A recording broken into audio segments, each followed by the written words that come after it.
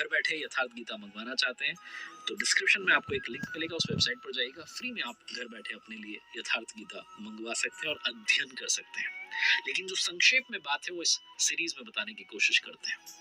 भगवान श्री कृष्ण की श्रीमद् भगवद गीता के बारे में कहा गया है कि एकम शास्त्रम देवकी पुत्र गीतम एको देव देवकी पुत्र एव एको मंत्रस्तस्य नामानि यानि कर्माप्येकम तस्य देवस्य सेवा।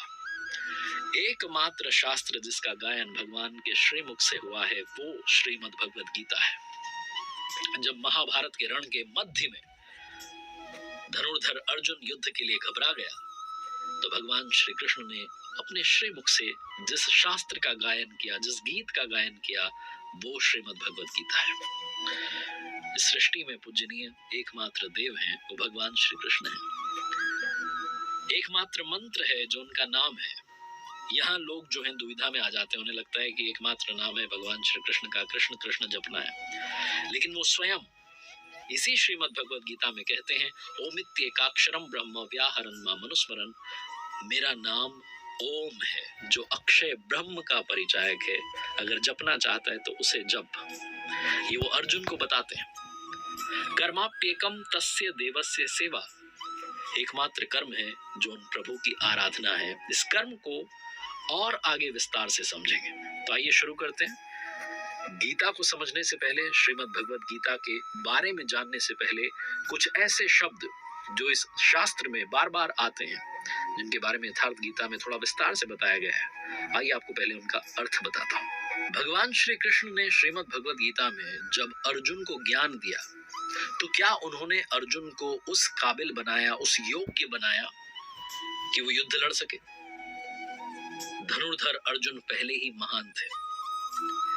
जो गीता का ज्ञान है वो जीविका संग्राम का साधन नहीं है, बल्कि जीवन के संग्राम का साधन है। क्योंकि ये शाश्वत विजय जो है उसका प्रशिक्षण है, उसकी ट्रेनिंग है, उसका कोर्स है। लोग कहते हैं कि ये गीतोक्त युद्ध जो है इसमें बात की गई है अर्जुन को विजय दिलाने की। ये जो प्रकृति में चल रहे हैं सिर्फ आपसी बदले हैं। आज एक दूसरे से जीत जाएगा, परसों फिर से दूसरा जीतेगा, ये बदले चलते रहेंगे। इनमें आखिरी में जाकर के शांति नहीं मिलने वाली। लेकिन हाँ, ये जो किरदार हैं ये प्रतीकात्मक हैं, रूपकात्मक हैं, सिंबॉलिक हैं, और इनको समझने के लिए थोड़ा सा आपको समझना होगा कि ये क्षेत्र कहाँ है जहां पर ये सारा युद्ध हुआ है। भगवान श्री कृष्ण स्वयं बताते हैं इदम शरीरम कौन्तेय क्षेत्र मित्यभिधीयते, ये जो शरीर है यही क्षेत्र है जिसमें बोया हुआ भला बुरा जो बीज है वो पनपता रहता है। तो कहने का मतलब ये है कि जो गीतोक्त युद्ध है वो आपको आपके अंदर चलने वाली जो लगातार लड़ाई चल रही होती है अच्छे और बुरे में, पुण्य में और पाप में, उसमें विजय दिलाने के लिए ट्रेनिंग देता है, कोचिंग देता है। लेकिन जब आपको सदगुरु के सानिध्य में जाने का मौका मिलता है, जब आप साधना सही करने लगते हैं, तो आप परमात्मा की ओर अग्रसर होने लगते हैं, जो पाप है उससे पीछे छोड़ने लगते हैं, पुण्य के साथ में आगे बढ़ने लगते हैं और अपने ही क्षेत्र को, जो अपना शरीर है, उसे धर्म क्षेत्र बना लेते हैं।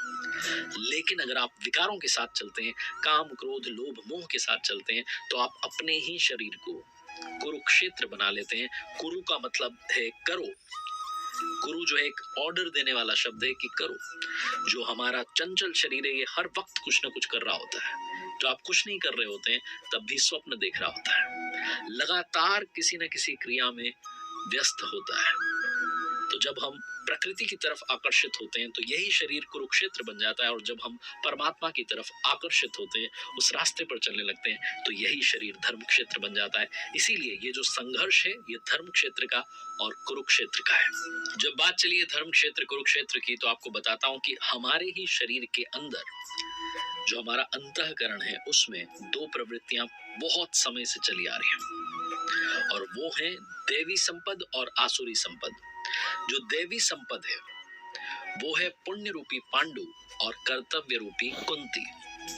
पुण्य के जागृत होने से पहले जो भी हम मनुष्य करते हैं वो अपना कर्तव्य समझ के करते हैं, लेकिन जब पुण्य जो है वो जागृत हो जाता है तो उसके बाद देवी संपद जो है वो जागृत होती है, क्योंकि पुण्य के बिना कभी भी कर्तव्य को समझा नहीं जा सकता। कुंती ने पुण्य के प्राप्त होने से पहले, यानी कि पांडु के प्राप्त होने से पहले जो कुछ अर्जित किया वो था कर्ण, और कर्ण जो है वो बंधनकारी रूढ़ियों का चित्रण है।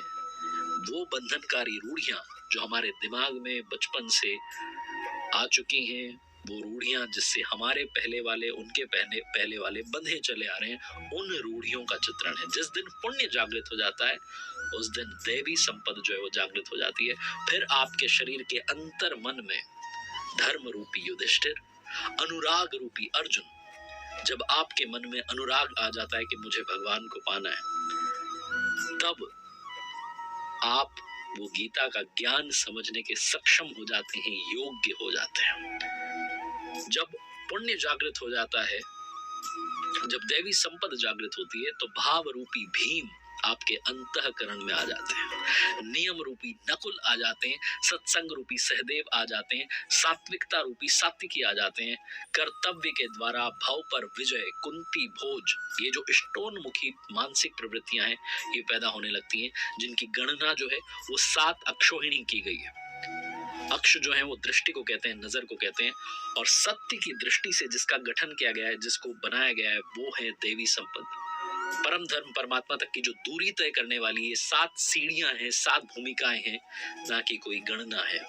और ये जो प्रवृत्तियां हैं ये अनंत है। अब बात करते हैं आसुरी संपद की, यानी कि कुरुक्षेत्र की, जिसमें आती हैं 10 इंद्रियां और एक हमारा मन, यानी कि 11 अक्षोहिणी सेना। और ये जो आसुरी संपद है, इसका जो राजा है वो है कौन? वो है धृतराष्ट्र, जो कि अज्ञानता का सिंबल है, प्रतीक है, अज्ञान रूपी धृतराष्ट्र, जिसे सत्य मालूम है, जिसे मालूम है कि एकमात्र सत्य परमात्मा है, लेकिन अपनी आंखें मूंद करके जीवन जीता रहता है। उसकी जो सहचारिणी है वो गांधारी है, जो इंद्रियों के आधार वाली प्रवृत्ति है, और इनके साथ है इनकी संतानों का समूह, इनके साथ कुछ और लोग भी हैं जो प्रतीकात्मक है। इनकी संतान मोह रूपी दुर्योधन।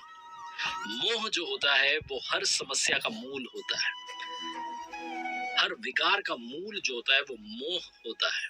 मोह हमें इस संसार से हमेशा बांध के रखता है।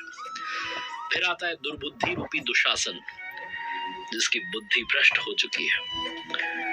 फिर आते हैं इनके पितामह, जो कि इनकी तरफ से साथ खड़े हैं, कौरवों की सेना में हैं, वो हैं भ्रम रूपी भीष्म।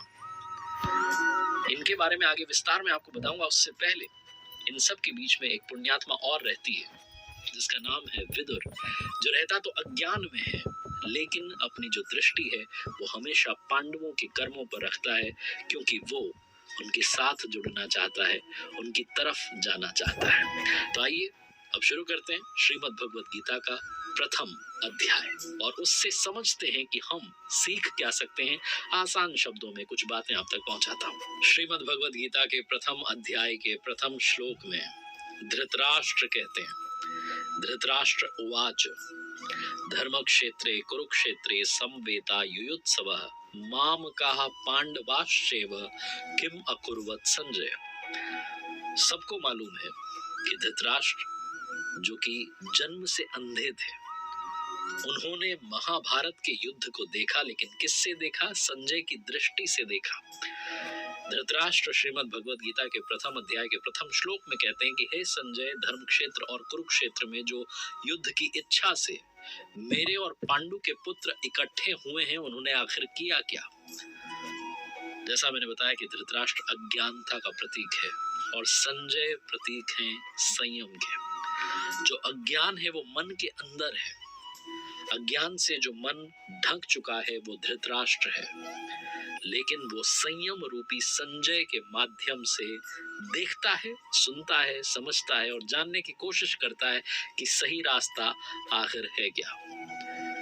ये वो है जिसका जब तक पुत्र जीवित रहेगा, यानी कि मोह रूपी दुर्योधन जीवित रहेगा, इसकी दृष्टि हमेशा हमेशा विकारों पर रहेगी, कौरवों पर रहेगी। और जैसा मैंने बताया शुरुआत में, जैसा कि स्वयं गीताकार के शब्दों में कहा गया है, इदम शरीरम कौन्तेय क्षेत्र मित्य भिदीयते, जब इस हृदय देश में दैवी संपत्ति का बाहुल्य होता है तो ये धर्म क्षेत्र बन जाता है, और जब इसमें आसुरी संपदा आ जाती है तो यही क्षेत्र कुरुक्षेत्र बन जाता है।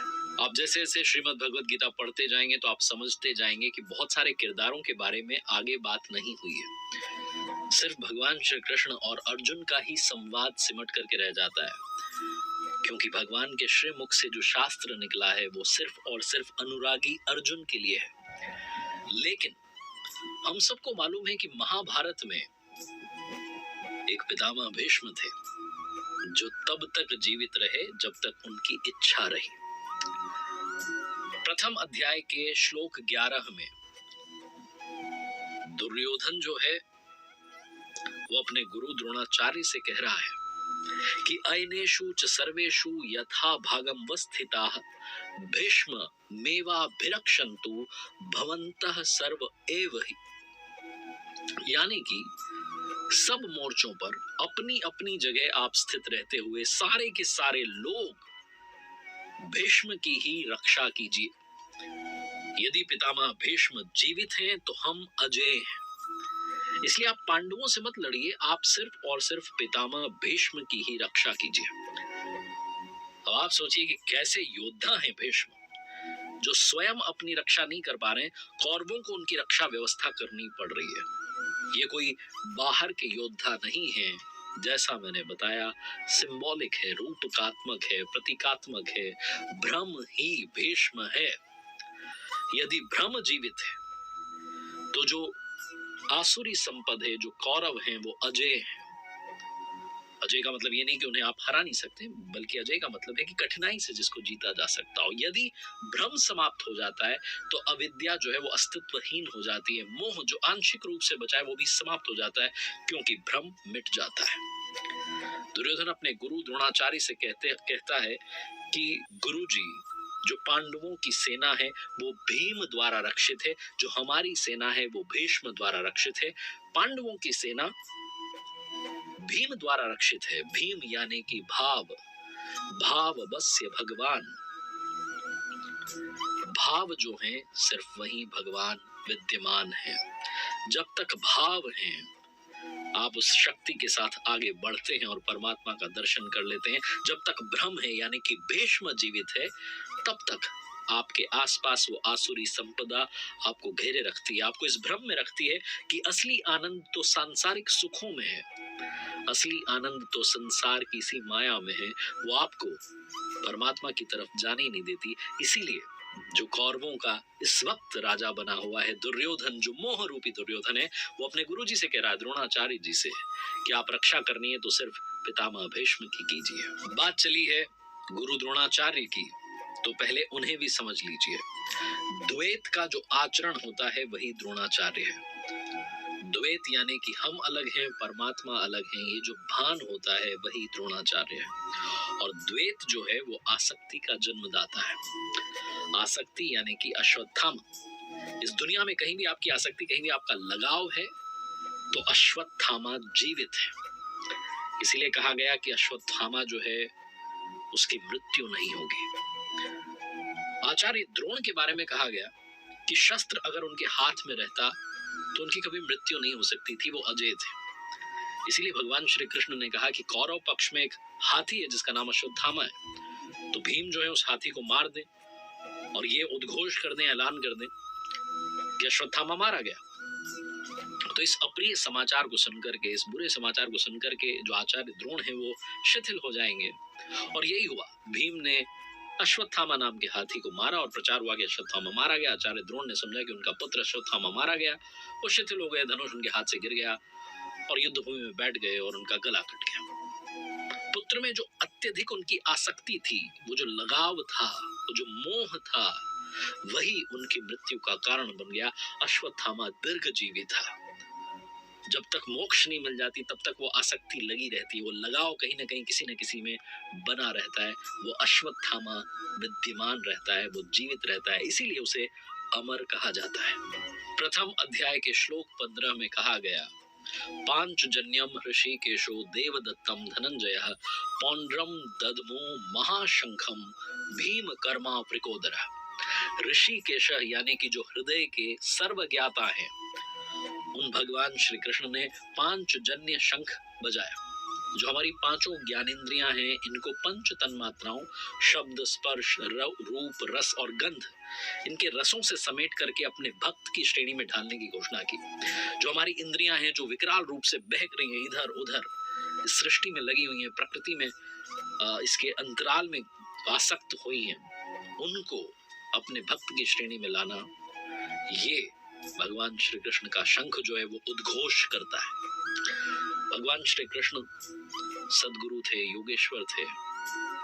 उनकी शरण में जाते हुए अर्जुन कहते हैं, शिष्यस्ते अहम शाधि माम त्वाम प्रपन्नम। भगवान मैं आपका शिष्य हूँ, आपकी शरण में हूँ, मुझे संभालिए, साधिए और पार लगा दीजिए। जब तक भगवान अपने भक्त को साथ ना देने लगे, अपने भक्त के साथ ना आ जाए, वो जहां खड़ा है वहां से उसका हाथ ना थामे, तब तक कहा जाता है कि सही मात्रा में मेडिटेशन, जिसे ध्यान भजन कहते हैं, वो शुरू नहीं होता है।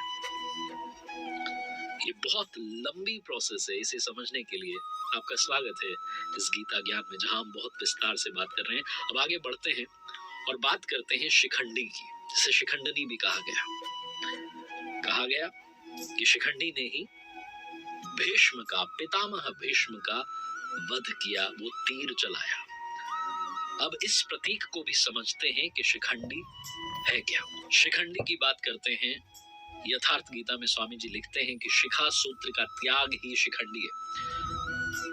यानी कि शिखा जो है वो लक्ष्य का प्रतीक है, जिसे आपको पाना है, जिस मंजिल तक आपको पहुंचना है, और सूत्र जो है वो संस्कारों का प्रतीक है। जब तक आगे ईश्वर को पाना शेष है, परमात्मा को पाना शेष है, तब तक वो जो संस्कार है वो आपके पीछे लगे रहेंगे, तब तक त्याग नहीं हो पाएगा, संन्यास नहीं हो पाएगा। अभी आप सिर्फ चलने वाले पथिक हैं, एक राहगीर हैं। जब आप मंजिल पर पहुंच जाते हैं, लक्ष्य प्राप्त कर लेते हैं, तो जो पीछे लगी हुई संस्कारों का सूत्र जो है, जो संस्कारों की डोर है, वो कट जाती है। और इस अवस्था में आकर के जब आप उस मंजिल तक पहुंच जाते हैं, लक्ष्य प्राप्त कर लेते हैं, इस अवस्था में आकर के जो भ्रम है वो हमेशा हमेशा के लिए शांत हो जाता है, यानी कि उसका वध हो जाता है। इसीलिए शिखंडी ने पितामह भीष्म का वध किया। श्रीमद् भगवत गीता के प्रथम अध्याय के प्रथम भाग में कैरेक्टर्स की बात हो रही है, यहाँ पर किरदारों की बात हो रही है। कौन सा जो महारथी है वो आकर के शंख बजा रहा है, कौन सा महारथी जो है वो सेना के बारे में बता रहा है, सारी बातें हुई हैं। लेकिन जब इसी प्रथम अध्याय के दूसरे भाग में आते हैं हम, तो फिर बात होती है धनुर्धर अर्जुन की दुविधा की। अर्जुन जो है वो भगवान श्री कृष्ण से कहते हैं कि आप जो मेरा रथ है इसको ले जाकर के दोनों सेनाओं के बीच में खड़ा कर दीजिए, मध्य में खड़ा कर दीजिए। मैं देखना चाहता हूँ कि कौन कौन जो है वो इस युद्ध भूमि में आए हैं। और जब अर्जुन देखते हैं कि दोनों तरफ जो है उनके अपने हैं, कोई चाचा है, कोई मामा है, कोई ससुर है, कोई साला है, जब उन्हें दिखता है कि उन्हीं के अपने हैं, काका खड़े हुए हैं, आचार्य खड़े हुए हैं, गुरुजी खड़े हुए हैं जिन्होंने सिखाया, ये सब युद्ध भूमि में मरने मारने के लिए आतुर हो गए हैं, तो अर्जुन जो है वो विकल हो जाते हैं, वो एक तरीके से परेशान हो जाते हैं, उनके हाथ से गांडीव गिरता है, त्वचा जलने लगती है, बुखार आ जाता है। समझ में नहीं आता कि युद्ध कैसा जिसमें अपने ही लोग खड़े हुए। अर्जुन को भी भ्रम हो जाता है। वो भगवान श्री कृष्ण से कहते हैं कि मैं खड़ा नहीं रह पा रहा हूँ, मैं समर्थ नहीं हूँ, आगे देख नहीं पा रहा हूँ, मुझे तो इस युद्ध का लक्षण भी उल्टा ही दिख रहा है, विपरीत ही दिख रहा है। मैं अपने कुल को मार करके कल्याण को नहीं पाना चाहता, और कुल को मारने से कब कल्याण मिलता है, वो भगवान श्री कृष्ण को अपने से कम समझता है, क्योंकि अर्जुन ने अब तक भगवान श्री कृष्ण को सिर्फ अपना मित्र माना, सखा माना, इससे ज्यादा नहीं माना। अर्जुन को नहीं पता था कि इसी श्रीमद् भगवत गीता में आगे चलकर 11वें अध्याय में उसी अर्जुन को, जो अनुराग का रूप है, उसी को भगवान के विराट रूप के दर्शन होने वाले हैं। श्रीमद् भगवत गीता के प्रथम अध्याय के 41वें श्लोक में अर्जुन कहते हैं भगवान श्री कृष्ण से, अधर्माभिभवात् कृष्ण प्रदुष्यन्ति कुलस्त्रियः स्त्रीषु दृष्टासु वार्ष्णेय जायते वर्ण संकरः। धनुर्धर अर्जुन जो है वो अपनी तरफ से हर वो तर्क दे रहे हैं कि इस युद्ध से मैं चला जाऊं, इस युद्ध को टाल दें, लेकिन ये युद्ध अब टाला नहीं जा सकता। अर्जुन कहते हैं भगवान श्री कृष्ण कृष्ण से कि हे कृष्ण, पाप के ज्यादा बढ़ जाने से, अधिक बढ़ जाने से जो हमारे कुल की स्त्रियां हैं वो दूषित हो जाती हैं। स्त्रियों के दूषित होने से वर्ण संकर उत्पन्न होता है। अर्जुन की वो मान्यता थी, रूढ़ियां चली आ रही हैं, तो वही अर्जुन भी मानता था कि कुल की स्त्रियों के दूषित होने से वर्ण संकर होता है। लेकिन आगे भगवान श्री कृष्ण इसी बात का खंडन करते हैं और ये बताते हैं कि मैं या स्वरूप में स्थित कोई भी महापुरुष यदि आराधना में, आपके ध्यान में भ्रम उत्पन्न कर दे, तब वर्ण संकर होता है। तो अर्जुन ने अपनी तरफ से हर वो तर्क दिया कि ये मेरे अपने हैं, स्वजन हैं, इनको मार करके क्या मिलेगा, मुझे त्रिलोक का साम्राज्य भी नहीं चाहिए। अर्जुन त्रिलोक का साम्राज्य भी नहीं देना चाहता, वो उसको भी नकार रहा है। तो भगवान श्री कृष्ण ऐसा क्या देने वाले हैं कि अर्जुन तैयार हो जाएगा, मान जाएगा इस युद्ध भूमि में उतरने के लिए। इस पूरे अध्याय के अंत में अर्जुन जो हैं वो रथ के पीछे जाकर के बैठ जाते हैं। अर्जुन को उस पूरी सेना के निरीक्षण में जो दोनों तरफ से अर्जुन देखते हैं, सिर्फ अपनी फैमिली दिखाई देती है, परिवार दिखाई देता है जिनको मारना है। जहां तक संबंध होते हैं वहीं तक आप दुनिया मानते हैं। जो अनुरागी अर्जुन है, जो भी कोई अनुरागी है जो भगवान की शरण में जाना चाहता है, जो भक्ति का रास्ता अपनाना चाहता है, उसका जो फर्स्ट फेज आता है, जो प्रथम चरण आता है, उसमें सिर्फ और सिर्फ ये जो फैमिली का मोह है ये बाधक बनता है। जब दिखता है कि सबको छोड़ना पड़ेगा, जितने अच्छे संबंध हैं इनसे अलग हो जाएंगे, तो फिर जो है वो कुतर्क ढूंढने लगते हैं, घबराहट होने लगती है, ऐसी ऐसी बातें करने लगते हैं जैसे अर्जुन ने कि रूढ़ियों में बचाव ढूंढने लगते हैं कि कुल धर्म ही सनातन धर्म है, वर्ण संकर उत्पन्न हो जाएगा, बहुत सारी बातें जो है वो करने लगते हैं। अर्जुन को अपनी समझ से लग रहा था कि वो सनातन धर्म की रक्षा के लिए विकल है, लेकिन अर्जुन को मालूम नहीं था कि जो उसके मित्र हैं वो स्वयं प्रभु हैं। और अर्जुन को जब ये मालूम चलने लगता है तो गिड़गिड़ाने लगता है, क्षमा मांगने लगता है। ये बहुत सारी बातें अभी समझनी बाकी हैं। ये श्रीमद् भगवद गीता का प्रथम अध्याय है जिसे अर्जुन विषाद योग नाम दिया गया। स्वामी जी ने यथार्थ गीता में इसे ही संशय विषाद योग नामक प्रथम अध्याय कहा है। संशय जो कि अर्जुन को हो गया था, अर्जुन बहुत सारे डाउट्स के बीच में था, युद्ध भूमि से मुंह मोड़ करके खड़ा हो चुका था, युद्ध नहीं करना चाहता था, लेकिन भगवान श्री कृष्ण ने हर समस्या का, हर शंका का समाधान किया।